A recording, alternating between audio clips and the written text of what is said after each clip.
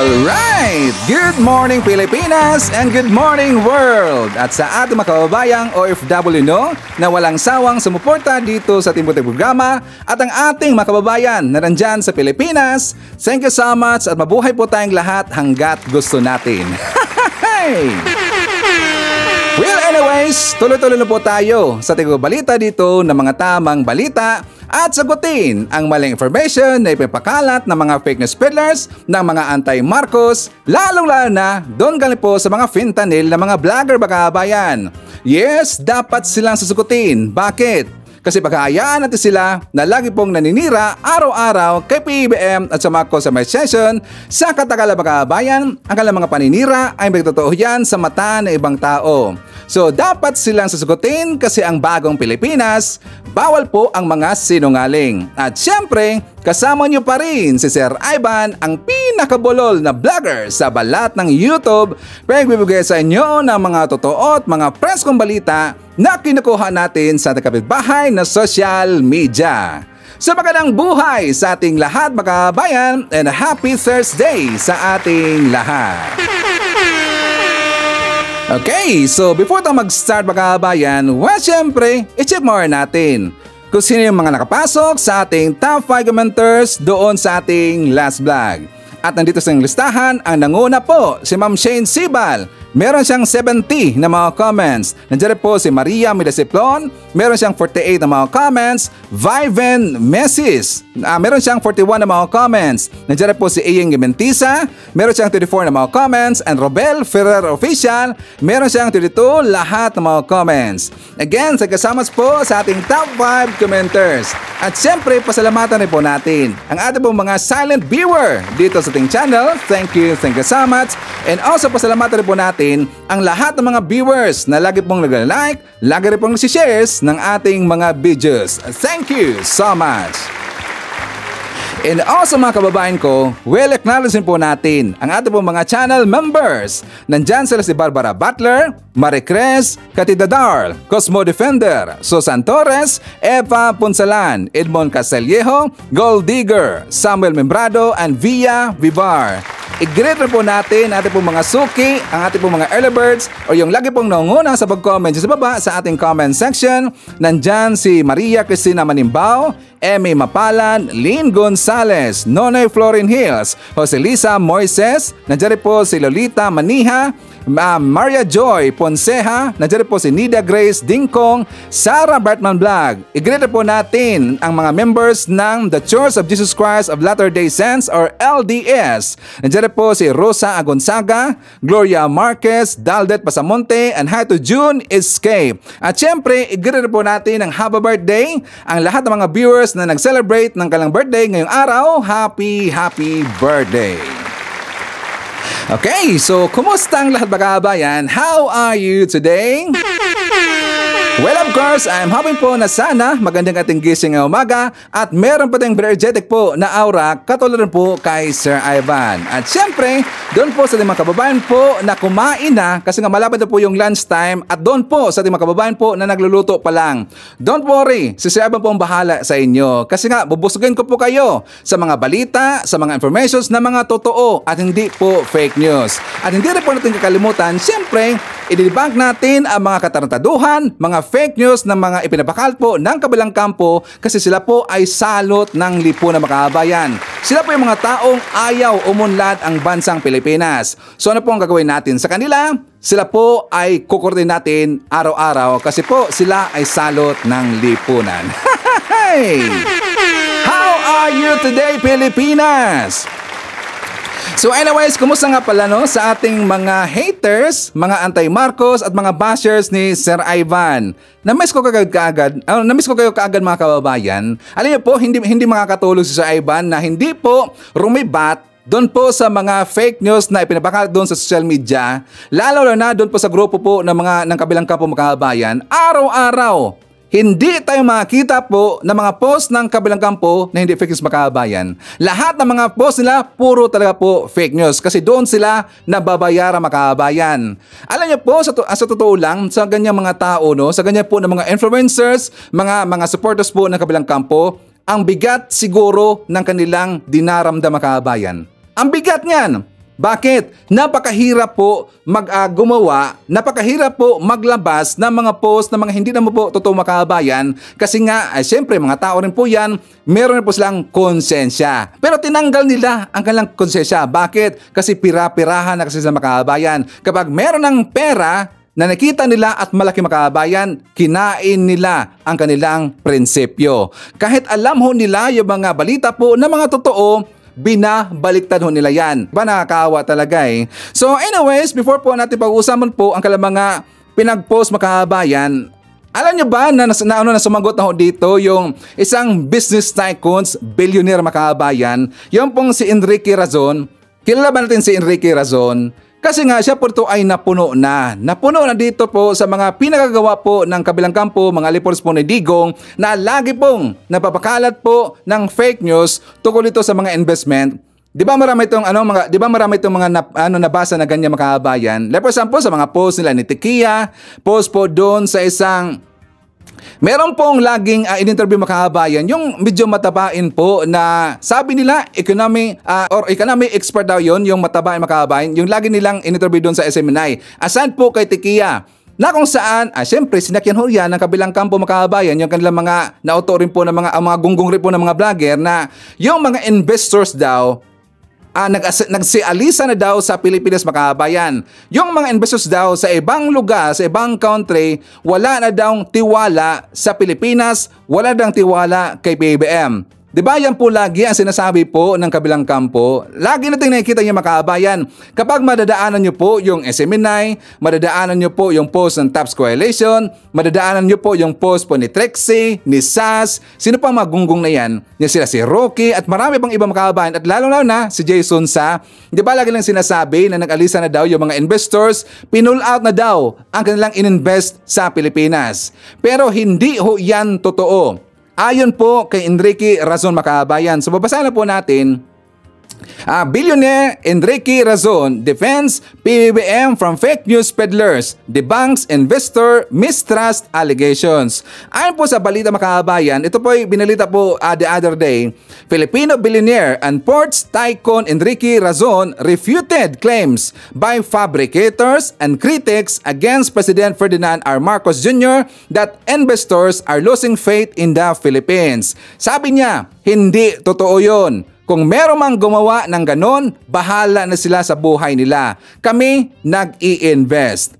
Sabi ni Razon mga kababayan, Razon also commended the Marcos administration for its business-friendly environment. Tingnan nyo kung nasabi ito ni Enrique Razon na yung Marcos administration, ang pamumuno po ni PBBM ngayon sa Pilipinas, business-friendly environment po ang Pilipinas. Particularly in the energy sector. Contrary to the investment climate in the previous administration.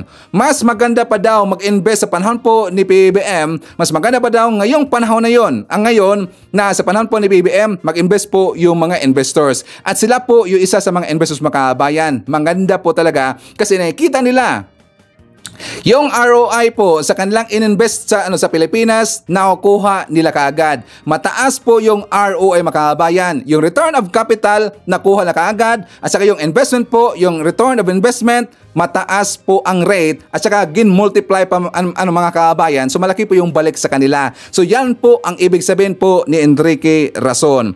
Kaya nga yung mga ibang mga nauto po ng mga business mga kababayan, marami kasing nagsasabi na yung mga ininvest daw nila dahil po daw sa mga hindi na maganda yung mga pinagsasabi dito ng kabilang kampo tungkol dito sa West Philippine Sea na issue, sa tension dyan nangyari po sa Pilipinas versus ng taga-China. Dahil nga syempre oto-oto naman kasi at saka magunggong naman kasi itong taga-China, ang China's Coast Guard, na kung saan alam naman natin at alam rin po nila na teritoryo natin yan. Nagkagulo daw ang China at saka yung Pilipinas dahil po sa WPS. Sabi po ng ibang mga investors na mga maka-DDS makabayan, pinull out daw nila ang kanilang investment. Pero sila po ay maka-DDS.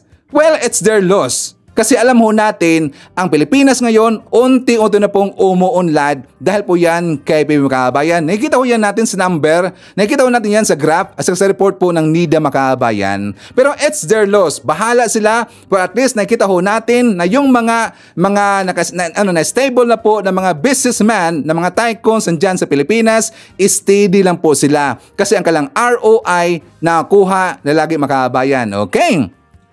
So anyways, forward din po tayo kasi nga natawa ko dito kay Sara Makabayan. Natawa talaga ako eh. 'Di ba meron siyang interview kahapon. Merong lumapit sa kanya na mga reporters, including po siyempre yung SMNI kasi lagi pong nangunguna po yung SMNI po sa pag-report doon sa balita tungkol dito kay Sara kasi sila po ay DDS Makabayan.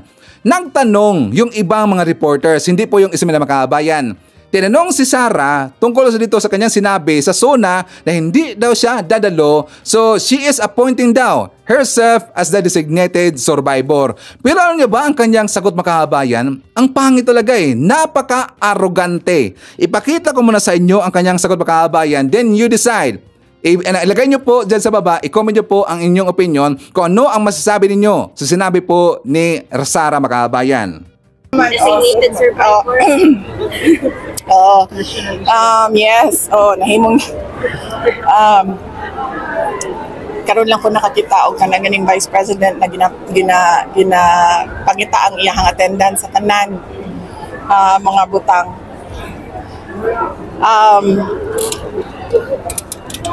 Dili to siya joke. Dili po to siya bomb threat. I think many missed the point. So, para sa ako, kung wala ka kasabot the first time, I don't think you deserve an explanation.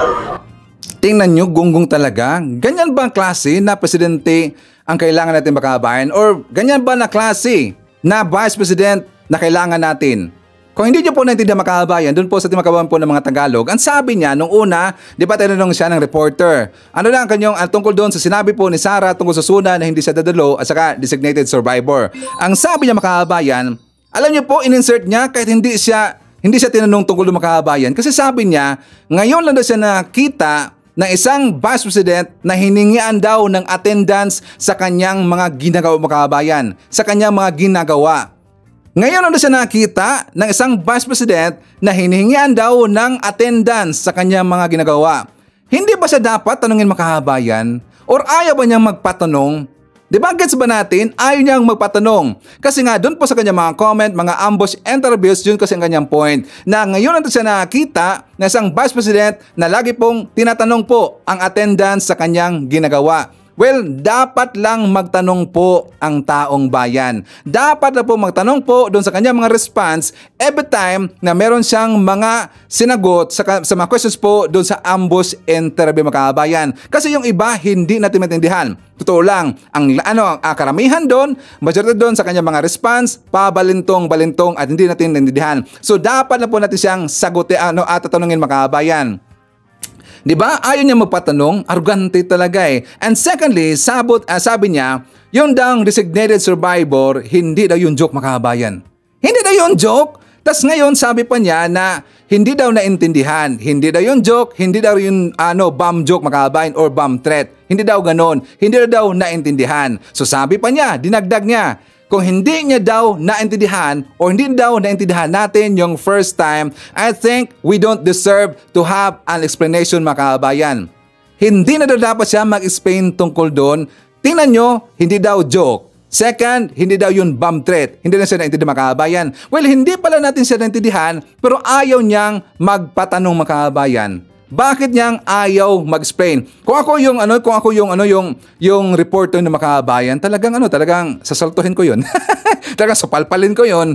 BP, ayaw mo bang magpatanong? Ayaw mong sumagot sa mga ganun na klase na simpleng mga questions? Sasaltuhin ko lang Makabayan, sasaltuhin 'yon ni Sir Ivan. Bakit? May right po tayong magtanong. Mag-right po tayong malaman po kung ano ang kanyang point. Kasi tayo po ang nababayad sa kanya Makabayan. Ang takso natin, siginsweldo po sa kanila. Kay Vice President Sara. Diba?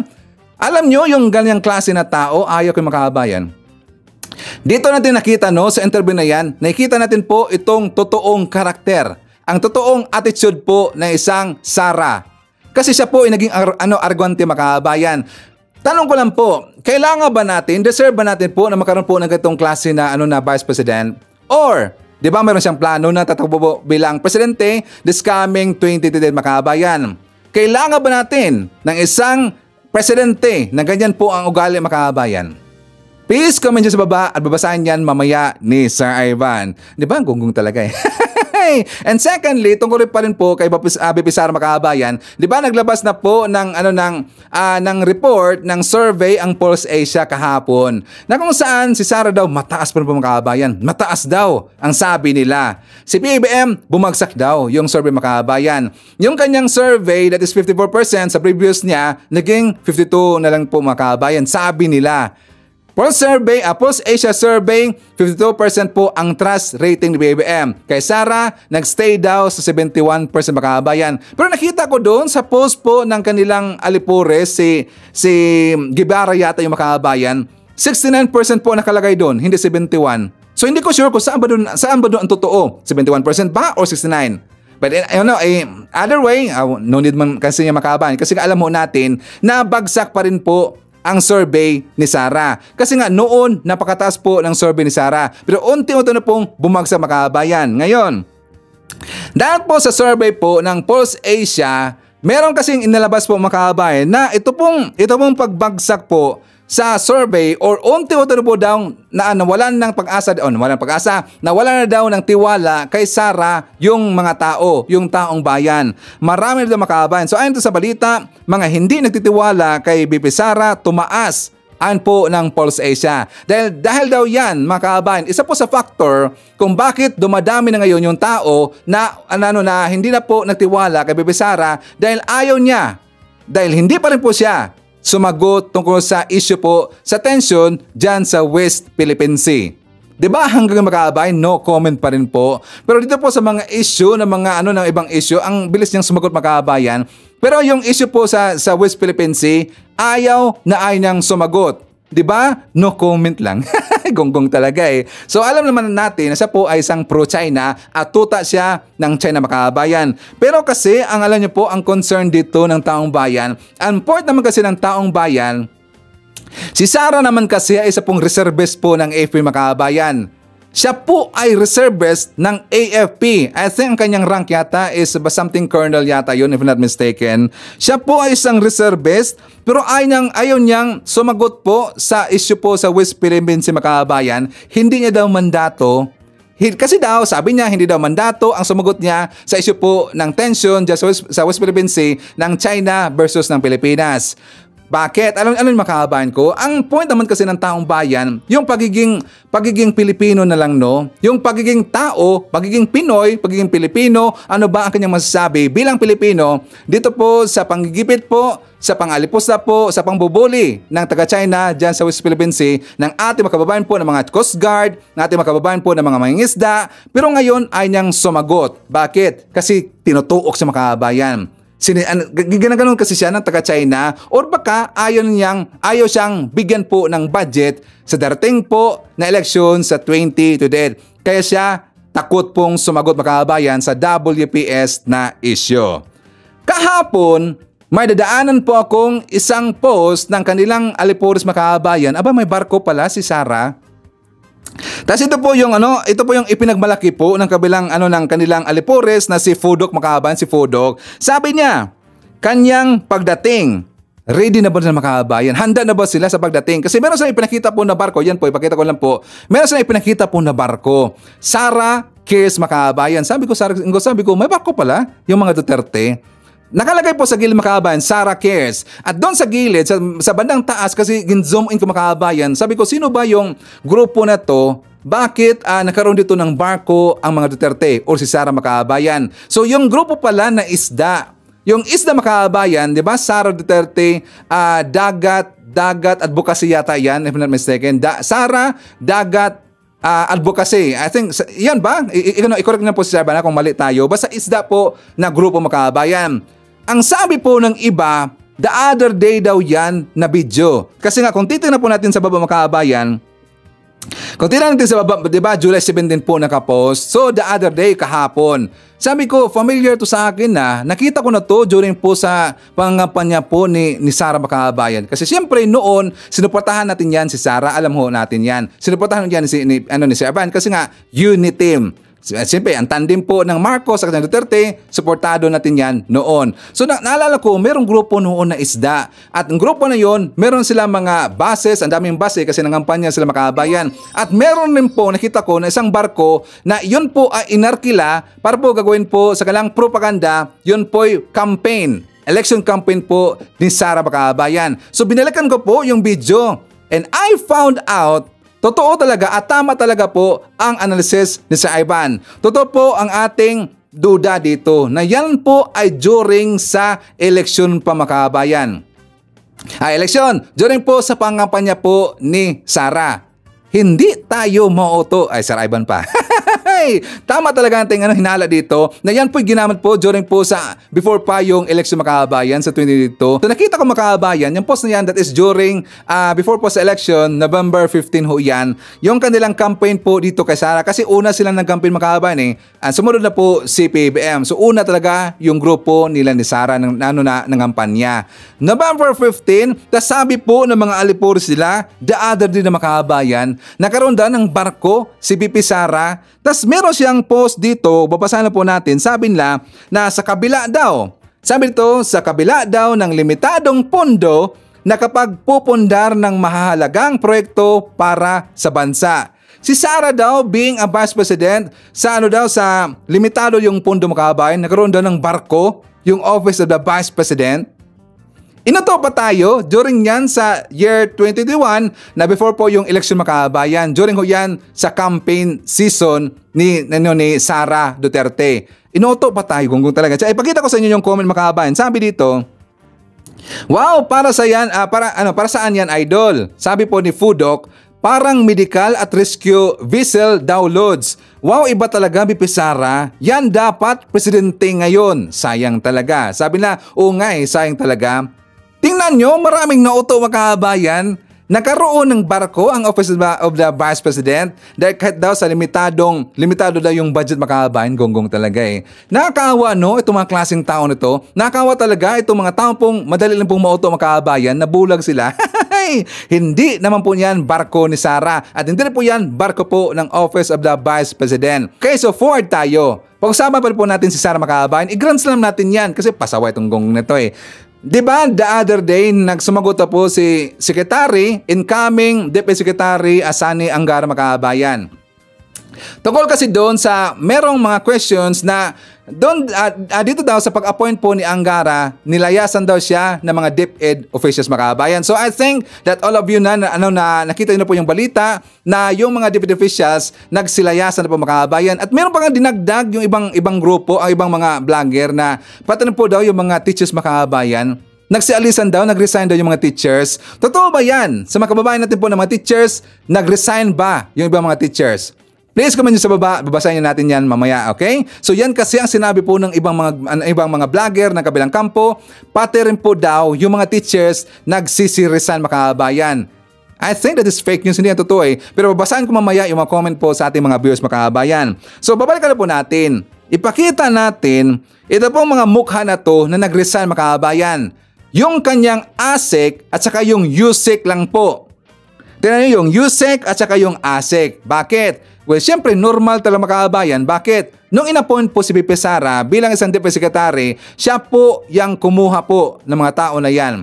Siya po yung nag-appoint po ng mga ASEC at saka yung USEC. Normal talaga Makabayan kasi siya po ay Secretary. So right niya, nakukuha siya ng kanyang mga tauhan. So yan po si Pua, yan po si Mimpin, si Fajarda, si Monsayak at saka si Baluyan.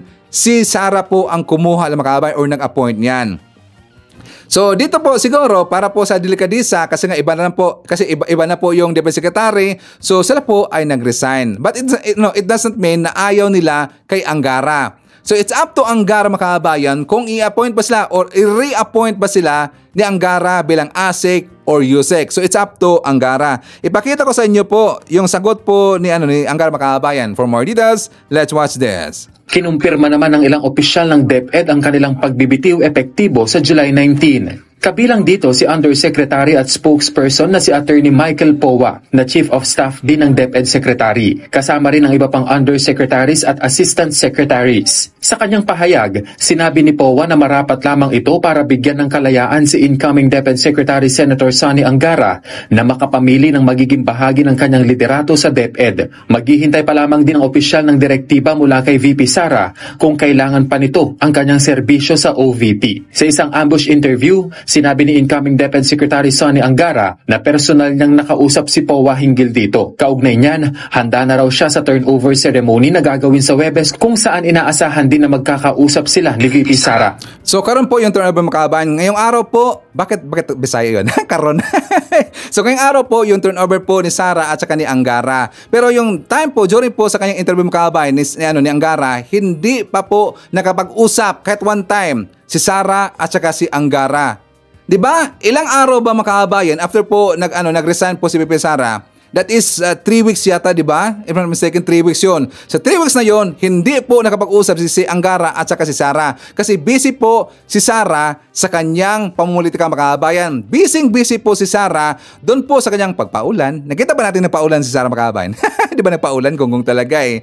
Nakita ipakita ko sa yung video mga kababayan, si Sara nagpunta siya doon kasi nga syempre siya po yung nangampanya mga kababayan, umulan. So itong si Sara nagpaulan. Ilan ba lahat ang mga security guard po ni Sara mga kababayan? 'Di ba 433 ba lahat yung bodyguards niya? Sa 433 po na kanyang bodyguards, kahit isa hindi man lang doon nagdala po ng marami or siguro kahit 5 po na mga payong, 10 payong. Ang dami po ng kanyang bodyguards mga kababayan. Hindi man lang nagdala po ng payong. 'Di ba? Merong nagpayong. Pero ayaw po ni Sara magpapayong mga kababayan. Bakit? Siyempre, alam na po natin yan. Showbiz yan eh. parang bida-bida yan eh. Pasikat-sikat yung makabayan eh. Sabi, tingnan ko, tingnan nyo, si Sara, nagpaulan lang. Yan po talaga ang dapat nating iboto. Ganun yan eh. Tingnan nyo, si Sara nagpaulan, no? Grabe talaga na Vice President yan. So, dapat iboto natin yan. Ganon kasi ang isipin po ng mga tao makabayan. Dahil na po nagpaulan itong si Sara, abay, parang sikat sa kanilang makabayan. 'Di ba? Which is talagang katarantaduhan yan eh. So, ang dami niyang mga lakad na nangampanya makabayan. Hindi man lang niya nakausap itong si Angara. Tapos nakausap niya kahapon makabayan daw kasi yun po ang schedule. The day before po na mag-step down na as a Deputy Secretary itong si Sara at saka magkaroon ito ng transition po kay Angara makabayan, doon na po sila ang time po nakausap. Pero how many weeks na dumaan, hindi mo sila nakausap makabayan, di ba? Mapagmatas ang tao eh, parang argwanteng ganyan, di ba?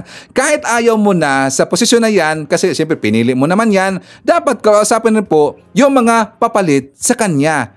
Normal lang yan, para po merong smooth transition makabayan. Kung ano man ang issue dito na tutugunin po ni Angara or haharapin po ni Angara, at least alam niya na po kasi nakausap na sila ni Sara. Sa tingin ko lang kung bakit hindi nakausap or hindi po kinausap ni Sara si Angara for how many days, siguro hindi po alam ni Sara yung totoong problema sa DepEd makabayan. Correct if I'm wrong? Diba sakto ba mga haters? Ganyan man na klase na leader gusto ninyo.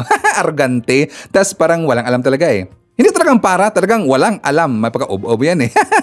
Ipakita ko muna sa inyo makabayan. Ito pong vlog po ni Atty. Claire kasi dito sinabon po si Sara dahil po sa pagsagot niya na hindi daw yun joke. At pangalawa, hindi yun bomb threat. At saka sabi niya pa, dinagdag niya pa na kung hindi nyo naintindihan po yung preview ng sinabi niya noon, I think you do not deserve to have an explanation. Yan po ay katarantaduhan. Atty. Claire, pasok! Ngayon, hindi mo naintindihan the first time. O di sabi ng iba, ay naintindihan namin, parang hindi mo kang ob-ob, di ba? Oo. Diba? Kung hindi mo naintindihan the first time, I don't think you deserve an explanation. O di sabihin ko ulit, kung ako to, hindi ko ulit naiintindihan the second time. Okay. Baka pwede na mag-explain. Diba? Kasi kung hindi mo naintindihan the first time, I don't think you deserve an explanation. Second time na to, hindi ko pa rin naintindihan. Third time, fourth time, hindi ko pa rin naintindihan. Can you explain now? Pwede ba yun? Pero kung hindi siya joke, hindi ko talaga maiintindihan, partner, ko anong ibig niya sabihin. Kasi in the first place, hindi naman talaga dapat sabihin na designated survivor siya. Dahil wala tayong designated survivor dito sa Pilipinas. So, ano ang ibig niya sabihin designated survivor? Ang tanong ko muna, naiintindihan niya ba muna yung designated survivor? Baka naman hindi niya naiintindihan kung anong ibig sabihin nun. Kung napanood niya yung pelikula, naintindihan niya yung buong storya. At kung ano yung designated survivor. Baka nasa first episode pa lang siya Hindi niya natapos. Baka hindi pa tapos. O dito, patapusin muna natin para malaman natin yung explanation niya. Baka yun ang isasagot sa'yo, partner. Oo. Pag hiningi mo ng another explanation. Di ba? Nagmamadali ka. Tapusin ko muna yung episode. Diba? Yung buong episode. Do we deserve this kind of BP? We're talking about being deserved. Parang siguro dapat, we deserve a better BP. Kasi, sa bawat kataga mo, di ba, ginagalang ka Taas pa naman ang trust rating mo. Tapos, itong pag-appoint mo ng designated survivor mo, hihinga ka ng malalim. Seryoso ba? So, kung hindi siya seryoso, ano siya? Kung hindi siya joke, ano siya? Ano ang gusto mong iparating nito? Diba? Kasi kung hindi ito joke, partner, mas dapat katakutan. Ako hindi ko masyadong pilit kong partner. Intindihin yung kanyang mga yung mga sinambit niya, yung sinasabi niyang designated survivor. Kasi kung sinasabi nga natin dito sa programa, even, di ba, yung mga mga senador, ipinaliwanag kung anong ibig sabihin ng designated survivor. Based sa batas ng Based US. sa batas ng US. At yung mga nakapanood sa pelikula. Okay? So, now, sinasabi na dito wala yan sa atin. At kung sakwag naman sana, malinaw naman, partner, by success, saan man talaga, di ba? Ang uupo. Oo. Kung sakasakal, wag naman. Okay? Pero ngayon, ano yung nais niyang ipahiwatig? Nakuha ko na, partner. Oo. Nakuha ko na. Just now. Oo. Parang pling! Merong bumbilang pling! Sige. Ano yun? Ito yung tingin ko. Oo. Okay. So, sa atin, pinag-usapan natin yung movie kasi doon tayo sanay. Exactly. Di ba? Oo. Pag designated survivor, ito yung tingin ko. Hindi siya a-attend kasi hindi niya nakakampi itong nasa admin. Hindi niya na ito kakampi. Admittedly. Hindi niya kakampi lahat yung nandoon. Halos. Okay. Yan. So, hindi siya a-attend kasi she needs to survive. Diba? Nang mag-isa. Politically, she needs to survive. Together with her family. Kaya, tanong, pupunta ka ba? No. I am appointing myself as designated survivor. Ina-appoint niya yung sarili niya being the sole survivor among the group. Kasi feeling niya, wala na siyang kakampi doon. Tandaan natin, partner. Si ano nga, wala na Si Tolentino. Napunta na doon sa kabilang bakod. Lumipat na rin. Diba? So, ilan na lang. So, pupunta pa ba siya doon? So, kaya, tingin ko, yun yung tingin ko ngayon ko lang naisip to hindi niya malamang pinapatungkulan yung pelikula, pero pinapatungkulan niya ng survivor siya. Parang, I will survive. Parang ganong kanta, di ba? So, yun yung basa ko. Kaya lang sa akin. Pero sa tingin mo, partner, kung, sinasabi mo nga, ganun, di ba?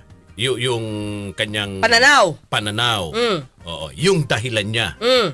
At yung sa likod ng kanyang pagsabi na designated survivor ako kasi wala na akong kakampi. Halos lahat initsapwera na ako. Di ba? Inalis na ako. Mag-isa na lang ako ngayon. Ito ba ay paraan din ng pagkuha ng simpatya? Sa tingin mo? Kung hindi maiintindihan ng iba for the first time, hindi niya kailangan i-explain. Alam mo kung bakit? Kasi pag in-explain niya yung ibig niya sabihin, deep within her, masakit yun. Oo. Di ba? Pero hindi niya yung mabubulalas kasi magmumukha siya nagsisour grape. So she needs to survive by designating herself as the sole survivor. Di ba? Survivor siya, hindi sa context ng movie. Kundi sa context ng realidad, na survivor ako. Hindi nyo ako magagapi. Hindi nyo ako matutumba. Oo. Kahit anong gawin nyo sa akin, Sara Duterte pa rin ako. Oo. Kasi kung yan ang tingin mo, ang dahilan partner, abay, posible, nakakuha nga siya partner ng simpatya rito sa tao. Dito sa survey na inilabas, mas tumaas yung trust rating ng pangalawang pangulo. Ito yung pinakabagong survey partner. Umakyat siya ng ilang percentage ba? Anong buwan ba yan? Anong buwan muna yan, Okay. partner? Kaya nga hinahanap ko partner. Parang bago lang naman si designated survivor. Hindi, yung pag-alis niya. Ay, pero hindi as designated survivor. Pero yung pagbitiw lang niya sa pwesto partner at hindi niya binanggit na kung ano yung dahilan, parang naramdaman ng tao Na yehe, umalis na. Hindi, Paano siya na, okay. Natuwa ba yan? Hindi, ito umangat ba yung rating niya dahil natuwa sila na umalis siya? Sa Department of Education? Well, positive na dahilan. Ibig sabihin, sang-ayon para sa akin ng tao na umalis siya at nakakuha siya partner ng simpatya. Oo, kasi parang... Ilan bang sample muna yan, partner? Gano'ng karami ba yan? Kadalasan naman nangyayari, mga 1,000 plus, 1,002. Ganun lang, na respondents rito sa survey na ang hirap kasi, ang hirap ng mga ganyan, di ba? Kung 1,000 lang, millions tayo, partner. Di ko masasabi kung reliable. Kasi kung konti lang yung sample mo, parang hindi mo naman makikita yung buong damdamin ng buong sambayanan. So di good for her, 'di ba? Good for her para mas lalo siya mag-survive. Oo. 'Di ba? Sa nararamdaman niyang panggigipit. 'Di ba? Di susurvive siya. Kaya lang, sa akin lang mga kayubi. Tingin ko bilang VP, hindi siya dapat nagsasalita ng ganito. Kung matalinhaga man siya, we don't deserve it. You don't We don't deserve that kind of behavior. Explanation. We deserve an explanation. Okay. Diba? Oo. Kasi ganito We give respect to her. She's the VP. Lahat tayo tunganga. Ano ba? Oo. Makikinig ba kami sa ibang mga politiko? Baka mali yung interpretasyon? Joke? Bomb threat?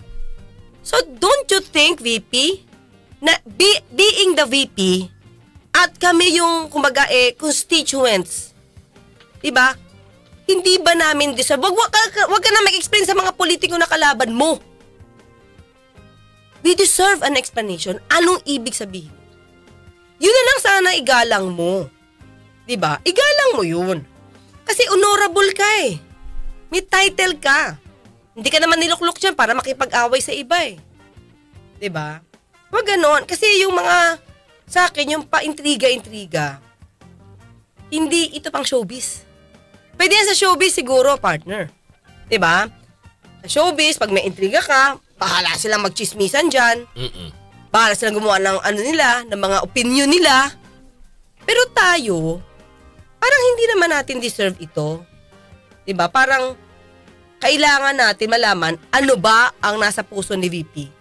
Para maintindihan ka namin. ayaw mong intindihan ka namin. Di kasi ka namin naiintindihan. Na gusto naming intindihan ka, pero ayaw mong ipatindi kasi sabi mo, I don't think you deserve an explanation. So, paano ka namin maintindihan? Diba? Minsan nga, pag nagko-comment ka, di ka namin maintindihan. Pag nagsalita ka, di ka rin namin maintindihan. Paano pa? Deserve ba natin na magkaroon ng ganitong klaseng presidente? Paano pag nagsalita yan? Diba? Mahirap, di natin malaman kung joke o hindi joke. Oh. Kasi nga Atty. Claire, siya po'y argante, mapagmataas at laging namimintas. Stupid! Uy, parang kanta. Kanta yun eh. Di ba, mapagmataas? Tapos ganun po, Vice President pa lang po, argante makabayan. How much more kung maging presidente na? Naku, pagka maging diktadora. Sabi lang, di ba lagi nang sinasabi yung mga Marcos, diktador na makabayan. Di ba ka, siya po maging diktadora. Ayaw niyang magpatanong, ayaw niyang sumagot because we don't deserve an explanation. So ganun po, arrogante po ang dating niya makabayan. So gusto ba natin po na magkaroon po ng ganyang klaseng presidente? Please comment dyan sa baba, sa babasa niyo mamaya ni Sir Ivan. At saka dadagan ko po ng konti makabayan. Idadag ko po tungkol doon sa sinabi po ni Rod, yung tungkol doon sa mataas na yung survey ni Sarah.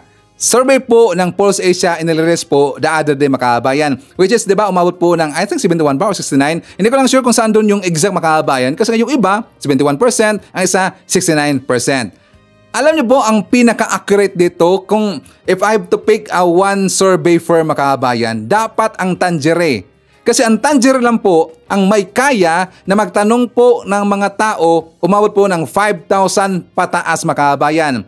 Ang latest nga nila na survey po ng Tanjere, that is 6,250 yata yun, if I'm not mistaken, lahat po na taong pinagtanong ng makabayan.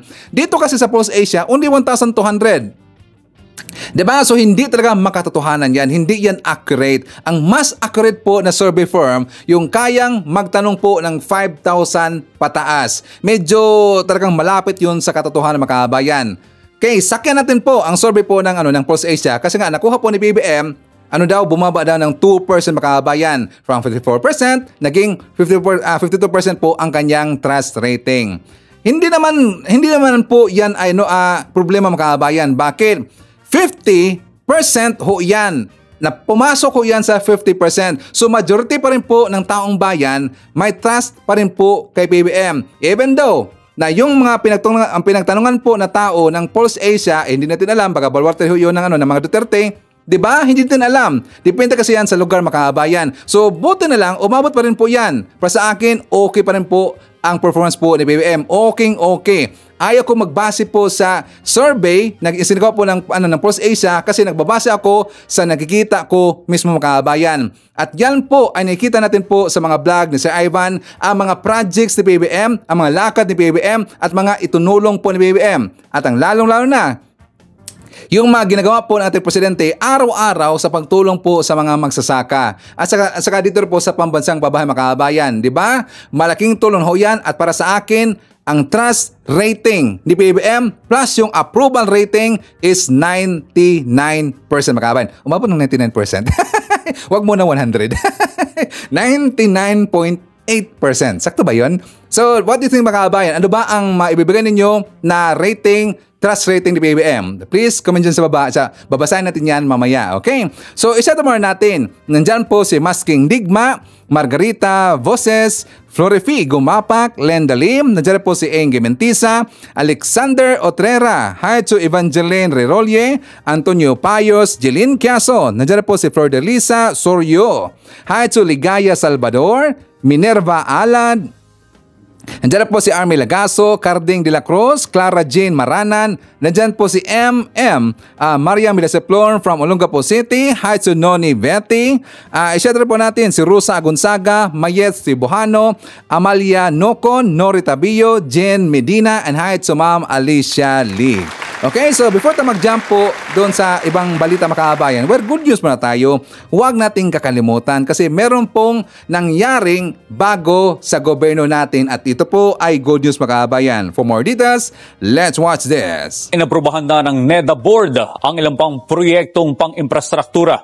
Yan ang ulat ni Kenneth Pasyente. Mas pinaigting pa ng pamahalaan ang iba't ibang infrastructure project para sa pagpapalakas ng ekonomiya ng bansa. Sa ika-19 na pulong ng NEDA Board na pinangunahan ni Pangulong Ferdinand R. Marcos Jr., inaprubahan nito ang ilang pagbabago sa Phase 1 ng Laguna Lakeshore Road Network Project. Kabilang narito ang pagbuo ng connecting roads at interchanges kung saan sakop ang Barangay Tunasan sa Muntinlupa City, San Pedro sa Biñan at Cabuyao sa Laguna. Ang LLRN project na inisyal na inaprubahan noong 2021 ay isang proyekto kung saan target ang konstruksyon ng 37.5 km primary road at 12 km viaduct mula Lower Bikutan, Taguig patungo sa Tunasan, Muntinlupa. Gayon din ang 25.5 km shoreline viaduct mula naman sa Tunasan, Muntinlupa patungo sa Calamba, Laguna. Ang proyekto ay inaasahang makatutulong para palakasin ang economic activity sa National Capital Region, Calabarzon, gayon din sa Central Luzon oras na matapos sa 2027. Dagdag pa ni NEDA Board Vice Chairperson at NEDA Secretary Arsenio Balisacan, makatutulong din ito para ibsan ang hamon sa trapiko para sa mas ligtas, convenient at mas mabilis na biyahe, partikular sa Laguna at karatig na lugar. Sumasailalim naman na sa feasibility study ngayon ang Phase 2 ng proyekto na inaasahang matatapos sa Disyembre. Pinayagan na rin ng NEDA Board ang ilang kondisyon para sa Bohol Panglao International Airport Project na nagkakahalaga ng 4.5 billion pesos. Inaprubahan din ng punong ehekutibo ang direktiba para sa DOTR at CAAP na ituloy ang pagsasagawa ng 90-day calendar day comparative challenge alinsunod sa Public-Private Partnership Code at implementing rules and regulations nito. Layo ng expansion project na ito para sa naturang paliparan na pataasin pa ang passenger capacity nito sa 2.5 million kada taon at 3.9 million naman kada taon oras na makumpleto na ang proyekto. Kabilang din sa inaprubahan ng NEDA Board ang parameters, terms and conditions para naman sa upgrade at expansion ng Lagindingan International Airport sa Misamis Oriental. Giit ng NEDA Board, patunay ang pagpapabuti ng naturang mga paliparan sa pagtulak ng pamahalaan sa mas malakas na connectivity sa bansa na inaasahang magre-resulta sa mas malakas na turismo pati na sa pagbuo ng mas maraming trabaho. Sa laki ng papel ng sektor ng agrikultura sa bansa, hindi na nakapagtataka nabuhusan ito ng suporta ni Pangulong Ferdinand R. Marcos Jr. At ang tulong na yan talaga namang abot sa lahat ng sulok ng bansa, tulad na lamang ng mga kooperatiba sa Northern Mindanao. Kung ano-ano ang kanilang mga natanggap, panoorin sa Ang Pangulo at ang Magsasaka. Sa Northern Mindanao, isa sa mga pinagpala na nakatanggap ng tulong galing kay PBBM sa pamamagitan ng Department of Agrarian Reform ay si Nena Obedencio ng Tagpaco, Free Farmers Multipurpose Cooperative ng Tagpaco, Hingug City. Pasalamat ako sa Tagpaco MPC sa dako kayong tabang sa DAR na kinigya kong gigadtan. Dako kayo. Maka-usip mong dako kayo. Wala ba na? Kami lagi akong sinigan. Kung wala ni, dalang ko. Tani, dako kayong pasalamat ko sa DAR.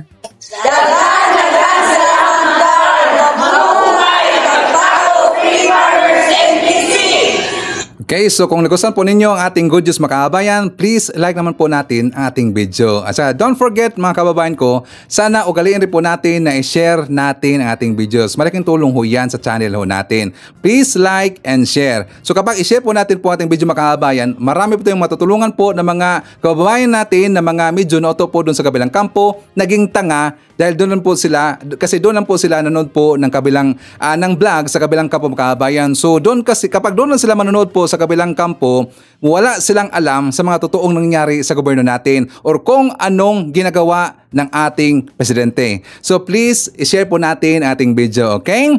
So anyways mga kababayan ko, yan po no, malaking tulong ho yan sa gobyerno natin. Yan ba? Kasi itong mga tulong ni BBM dito po sa mga kababayan po natin mga farmers, yan po ay isa sa number 1 talaga na nagustuhan ko mga kababayan. Yan, ito pong pagtulong niya sa farmers natin sa agriculture po na areas. Ito po yung landmark ito po yung isa sa nakikita natin po sa ginagawa po ni Apulacay noon, mga kabayan. Di ba si Apulacay nakafocus po sa mga farmers at saka sa agriculture. So ito pong pagtulong talaga ng mga Marcos ni BBM sa mga farmers, sa mga mangingisda, sa agriculture po na na areas. Ito po tatak Marcos, mga kabayan. Yan po ay tatak Marcos kasi hindi naman yan ginagawa kasi ng previous administrations, mga dumaan pa after po kay Apulacay. So yan po ang signature, landmark po ng isang Marcos, mga kabayan. Okay? So anyways, forward tayo, mga kabayan, may paalala po ako sa ating gobyerno. Kasi siyempre, ito pong may pagka-ok-ok pong utak, mga kabayan. Ito mga tayo-utak na kabilang kampo, yung mga vlogger po ni Digong at saka ni Kibuloy, siyempre mapagmasin ho yan. May nakita kasi sila na isang hagdanan po ng PWD, mga kabayan. Doon po, may yung wheelchair ramp. Diba? Ang sa wheelchair ramp kasi, mga kabayan, dyan po sa MMDA, sa may EDSA Busway in Quezon City, may isang wheelchair ramp kasi dyan na medyo matarik, mga kabayan. Pero pag ganun talaga Tas ang taas pa. Ang ginamit nila dyan, mga kabayan, di ba yung metal lang? Metal po ang ginamit. So kapag yan po ay mabasa, mga kabayan, napakadulas po yan. So yan po ay delikado. Alam niyo po kung saan ko ito nakita? Pinost kasi ito doon po nila ni Sas Rugando Sasot. Nakita ko to, pinost ito ni Crisette Loretso. Nakita ko to, pinost po ito na ni Fundago, yatang name niya, na isang rabbit po na dilis, mga kabayan. Doon ko to nakita. So nakita ko kasi gintag nila yung milin niya. So pinuntahan ko kagad po yung milin niya, mga kabayan. So sana sa MMDA, hindi po ako engineer. Hindi po engineer si Saiban. Pero marami rin po akong nakikita po, siyempre sa establishmento dito sa Saudi, kapag mga ramp kasi ng PWD, mga kabayan, di ba ginagamitan na yan ng mga rubberized po dyan sa gilid, di ba may rubberized sa gilid, mga kabayan? Asan po dyan sa metal lang, full metal, merong mga rubberized na, mga kabayan. Para po yung ligid, ano ba sa Tagalog yung ligid? Ano yung basta ligid, mga kabayan?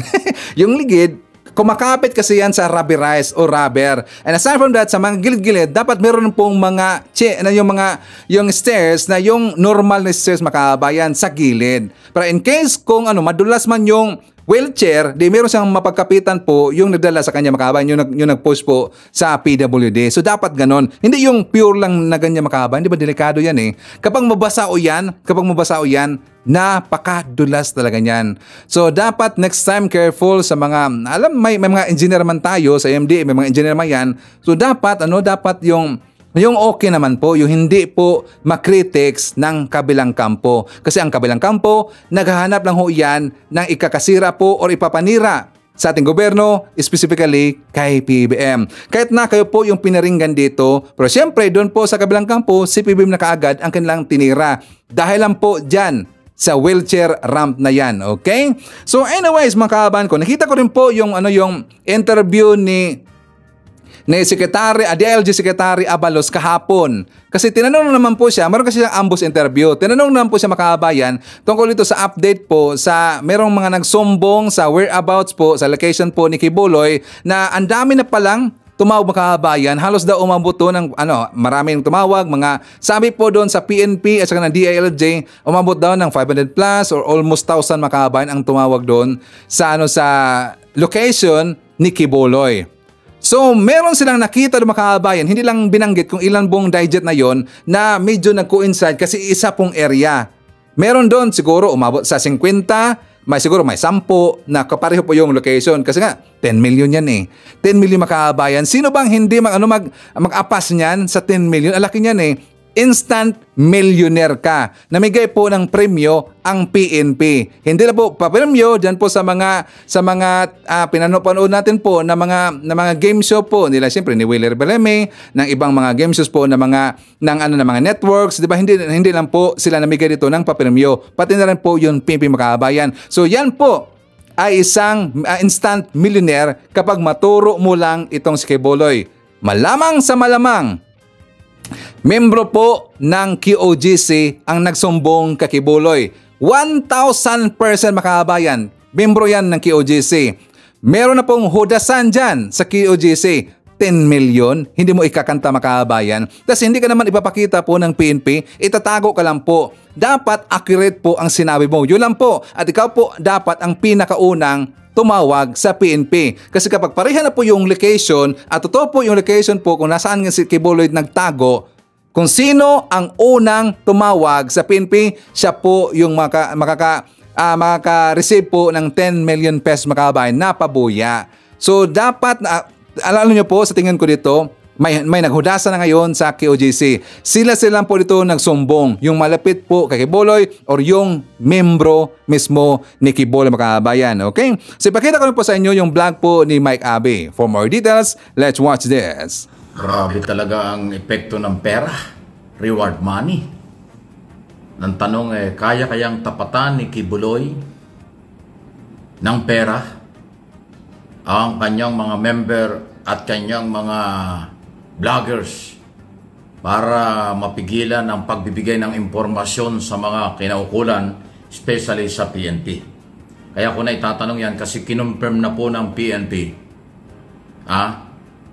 Hindi lang pwedeng sabihin ng pangalan kasi bawal yan for security reason na mga malalapit at member ni Kibuloy ang mga tumatawag at nagbibigay din ng impormasyon sa PNP kung nasaan si Kibuloy at ang kanyang kasamahan.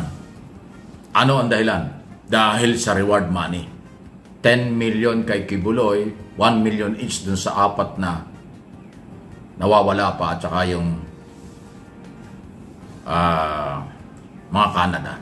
Inteng, Ingrid, at saka si Roy, Jacqueline Roy. Yung sinasabing pinakahuling pinagdadaanan bago magsimula sa talampakan ni Kibuloy. Paakyat sa langit. Langit ng... Bahala na kayo magtuloy kung ano yan. Ito, yan ang daw nagtuturo kung saan magsisimula. Masahe sa paa, paakyat. Ayan, di ba? Paakyat ng sukdulang walang hanggan. Sukdulang kasalanan. Ayan, anyway, bahala na kayo. Ganito. Kaya nga tinatanong natin, kayang tapatan. Palagi ko mahirapan. Kasi kung 10 million, ang sino man makapagtuturo, paano yan kung 10 o 50 katao ang nagtuturo kay Kibuloy at puro mga taga sa loob? Or, duda ko nga dyan, baka vlogger pa Hindi pa kontento, Kibuloy. Hindi pa kontento sa mga pagpapabiyahe mo sa abroad ng mga vlogger. Mukhang ingat ka dyan sa mga taong yan. May mga record na scammer yung mga yan. Delikado ka dyan.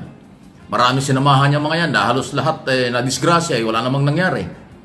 Sinamahan niya si Bantag. Ayan, pinaghahanap na rin. Walang nangyari doon sa interview. Kay Tebes, sumuporta rin yung mga yan. Walang nangyari. Nahuli rin. Di ba? Marami sinamahan niya mga politiko, nalaglag, wala namang nangyari. Kahit nung presidential election, di ba hindi naman mga DDS sa mga yan nung presidential election? Kaya ano yan Isko Moreno, pero saan pinulot si Isko Moreno? Wala rin. Di ba? Lahat na sinamahan ng mga yan, hindi naman nagtagumpay. Tapos ngayon kinuha mo at nasa sayo ngayon yan, kaya ingat ka dyan. Hindi ko napapangalanan, ingat ka dyan. Kaya nga sabi ko, bali, marami ka naman, sabi nila, marami kang pera. Sabi mo, mayaman ka. Marami kang pera, mayaman ka, kaya pinag-aagawan ka. O, yan, pinag-aagawan ka ngayon.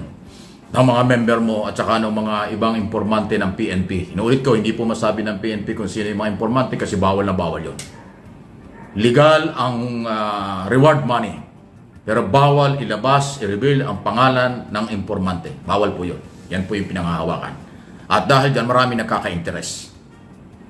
Matagal na po yan, sinasabi lang ng kampo ni Kibuloy na illegal ang reward money. Paano silang tatamaan? Noong araw di ba si Topacio, kasama pa yan noon ay James Jimenez ng BACC na nagpapa-reward doon sa kay Dayan nung hindi ito sumusuko ng araw. Lumabas yun. Noong araw, nung sila nasa kapangyarihan, sila yung merong otoridad sa ganyang klaseng galawan, legal, okay ang reward. Ngayon wala na sila. At kliyente niya yung tinatamaan ng reward money, sinasabi niya illegal, kalokohan yon. So mga palusot na suntok sa buwan. Legal ang reward money. Saan man manggaling ito? Yung donasyon mula sa pribadong sektor, hindi masama yan. Basta diretso sa informante. Hindi dadaan sa kamay ng kani-kanino. Dahil yan ay voluntary. Alam mo, basta voluntary ka nag-donate sa gobyerno, basta voluntary sa maayos na pamamaraan, legal yun. Ang illegal yung manghihingi ka, manghaharas ka, extortion yun. Pero kung bibigyan ka, donasyon para sa iyong mga project, halimbawa may ano mang project ng gobyerno, kung papagawa ng kalye, mayroon nag-volunteer na ipagawa yung kalye, ay anong masama doon? Nagpagawa ng waiting shed, ay anong masama doon? Legal yun. O ito, pagbibigay ng money, pera, para sa reward ng mga taong hinahanap na hindi magpakita, pugante na raw. O legal na legal yan. Ay ang matindi nga ngayon, ay hindi na ho taga-labas, hindi taga Metro Manila, hindi kung taga saang organization ang nagsusumbong sa PNP. Kaya ang sarap ng feeling ng PNP ngayon. Hindi na sila naghahanap yata. O naghahanap pa rin. Ang kanilang ginagawa ngayon, araling mabuti ang impormasyon. Kasi ang balita ko, sa aking mga kaibigan sa PNP, halos may mga grupo na iisa yung linya ng mga tinuturo kung nasaan si Kibuloy, saan lugar, nasaan yung pinagtataguan. Bakit alam nyo? Bakit may impormasyon gayon? Sino naman makakapagturo doon kung hindi ka kasama doon o hindi mo alam yon? Kasi yung mga property ni Kibuloy, sila lang nakakapasok dyan o playmate dyan. Pag civilian ka, hindi basta-basta makakapasok dyan, maliban kung may okasyon. Pero pag walang okasyon, talagang sila lang nakakapasok dyan. Yung talagang malalapit lang sa kanila. Nung araw, na ako'y nandiyan pa sa SMNI, napasok ko yung mga lugar na yan. Yung Tamayong, Upper 6, kung ano mga property niya. Dahil sa SMNI ako noon. Okay? Pero kung hindi ka related sa kanila, hindi ka malapit sa kanila, hindi ka makakarating dahil mahigpit ang security dyan. Grabe, 24 hours. Hindi ka basta-basta makapasok. So ngayon, bakit alam ng mga informante kung nasaan si Kibuloy at tinuturo na nga sa PNP? O sino nagtuturo? Hindi kayo rin. Malamang yung cook siguro ni Kibuloy.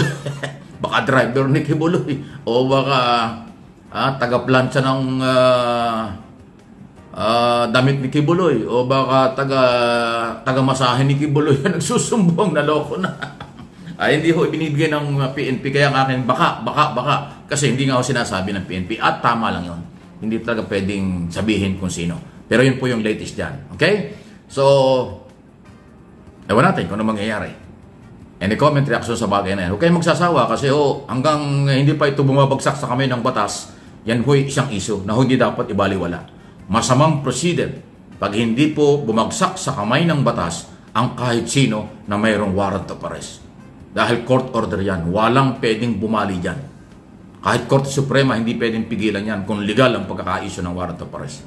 Kasi kung illegal yan, di napuntahan na sila ng Supreme Court. Wala naman Wala namang pumipigil Kaya trabaho ng PNP at ng Office of the President, ipatupad ang mga court order. So malaya po kayo makapag-comment sa isong ito. Sandali, meron pang isang issue. Naman, malapit na yung SONA sa Monday na, July 22. Meron, totoo ba yun? Meron daw rally na naman itong mga DDS. Alam mo yung DDS, yung Kibuloy, Duterte na mga supporters, yan po yung mga DDS. Hindi pa ulit-ulit na lang, hindi naman dumami sila, nababawasan pa nga. Gumagastos na nga sila ng mga magko-cover sa kanilang mga vlogger. Wala naman magko-cover sa kanilang lehitimong media. Nakita mo, may nag-cover ba sa kanilang lehitimong media? Halos wala. Kasi yung lehitimong media, alam nila yung galawang yan, ba't naman sila sasama dyan? Ang nagko-cover lang sa galawan ng mga yan ay yung mga yung mga vlogger nila. Vloggers, pero yung lehitimong media, pa isa-isa lang magko-cover. Hindi yan ko-cover. Kasi para sa mga lehitimong mga media, yung galawang yan, hindi yan lehitimong news. Paninira lang.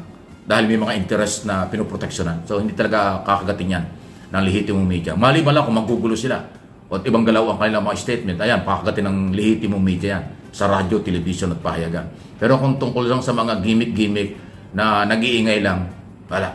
Yan ang sagot ko doon sa nagtatanong na bakit daw yung mga media ay tahimik sa galawan ng ng Duterte at Kibuloy, lalo sa kailang mga rally-rally. Kasi nga, ayaw yan, hindi yan nakakatulong sa pangkalahatan. Alam ng lehitimo mga media dito sa Metro Manila at sa mga probinsya na yung personal at political interest, hindi yan news materials para ho sa mga lehitimong broadcaster at mga broadcast journalists at mga nasa mga print media. Yan po yung aking observation at paniniwala dyan. Okay, so i-shoutout po natin si Othello Lem Diesto, nandiyan po si Gemma Sampilo Camarines, Helen Martinez, Shimizu LV, IBB Alonso, Rosalie Cartera, nandiyan po si Jess Tobtob from Calamba, Laguna. I-shoutout natin si Jemson, si Jemboy, si Jeriel, and Regen of Badawi, Cebu City. Greetings from Rodolfo Ranarabor of Tansa, Cavite. Hi to Rex Mamawag from Isabela Province. Nandiyan po, i-shoutout natin ang pamilya Laude, Gaynilo family and Malaboyok family. Greetings from Malu Gaynilo. Hi to Ramonita Navarro, Evelyn Garcia, Angelita Holsinger, Fidel Antonio Abacan from Laguna, and hi to Enrique Liabe. Okay, so yan po ang ating mga balitang ngayong araw. Kung nakaabot ka po sa portion nito, sana nakapag-like na ho tayo. Libre po ang mag-share, libre din ang mag-subscribe. Again, maraming salamat sa mga viewers na hindi nag-skip ng ating mga commercials. Thank you so much. At before natin tatapusin ang ating programa ngayong araw, sana sabayan nyo si Sir Ivan para sa ating live messaging prayer. Panginoon, nagsusumamo po kami na tulungan mo kaming mahanap ang tamang paraan upang malutas ang aming mga problema. Pakiusap na ipadama mo pong muli sa amin ang iyong pag-ibig. Nananampalataya po kami sa iyo at alam naming binabantayan mo po kaming lahat. Nalalaman mo po kami ay nasa isang malungkot na sitwasyon. Diyos na siyang nagtutustos at nagmamahal sa amin. Pakiusap po na dinggin mo ang aming mga panalangin. Panginoon, naway pagpalain mo po ang lahat ng pamilyang Pilipino. Pakiusap po na patuloy mo silang akayin at ingatan. Ito ang aming dasal ngayong araw. Sa ngalan natin Panginoong Jesucristo, Amen. So maraming salamat mga kababayan, and I hope to see you again on my next video.